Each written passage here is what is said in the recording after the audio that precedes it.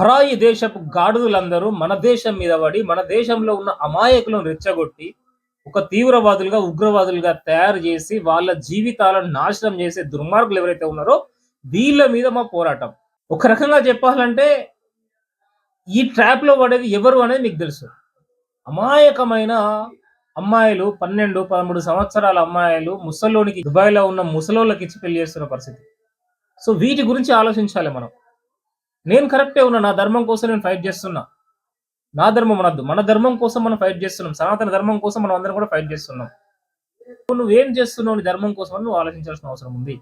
ఎప్పటికీ ఈ ఉద్రేకాలు, ఈ ద్వేషాలు, ఈ ఒక అభివృద్ధి ఉండది. కేవలం ఒక రకమైన విషపు బీజాలు నెట్టి, ఈ విషం మాత్రమే పుంజుకొని ఉన్న వ్యవస్థలో మనం ముందుకుంటూ కేవలం అదే యుద్ధం చేద్దామా?